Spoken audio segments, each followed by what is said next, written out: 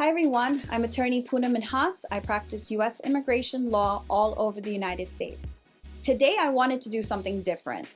I wanted to share a successful outcome of an N-336 petition that we filed for a client.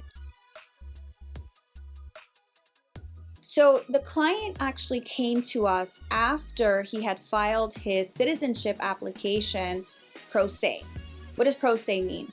Meaning that he did not hire an attorney to file the petition and he filed it himself.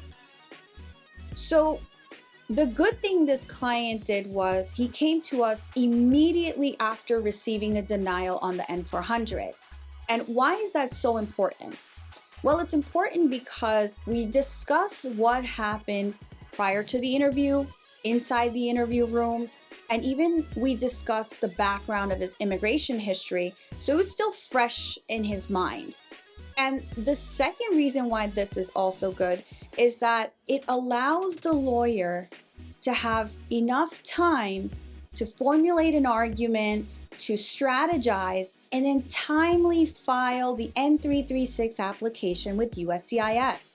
What if it's not timely? Well, then if it's not timely, then you lose your opportunity and you definitely lose your filing fee. So it's best to do this in advance because you do have to get the N-336 filed within 30 days of receiving that denial request. And it usually is 30 days from the date of the denial. Now, typically, sometimes the denial notices do come late because the date is different than when you get it, but still you have to go according to the notice. So let me tell you this N-400 denial that he received was so ridiculous. It was so harsh. You can think about it, it was probably in it. It talks about, oh, you lack good moral character, you misrepresented yourself, you fraudulently testified to the officer, and there were discrepancies in that denial as well. So I worked with my client and we strategized. I got a better understanding of what happened, and we also decided that, you know what, I was going to get his file from immigration as backup just in case. So the great thing was we got amazing results, and the result was not that he ended up getting a hearing. So when we filed the memorandum and we formed the argument and we pretty much dished out everything that we opposed according to all these allegations that were against him, then it led to something interesting. So the results came in less than 2 months. So after the N-336 was filed, the case was accepted.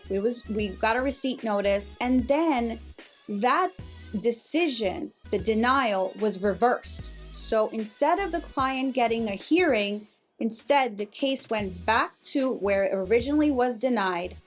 A supervisor reopened it, and then the decision of the denial was reversed to a grant. So that citizenship application was approved, okay? The original one that was denied was reversed to an approval. And on the same day, my client was scheduled for an oath ceremony. Isn't that great? That was fantastic news. But I will tell you, it was a very difficult case, and it was maybe, I would say, a 50-50 chance of approval, but it was so successful. It was great.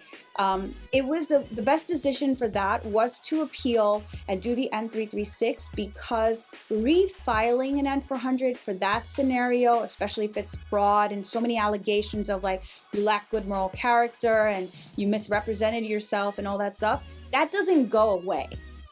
So if the client had decided to not do anything and just wait it out and then maybe file an N-400 later, it would have actually made his case a lot more difficult than it already was.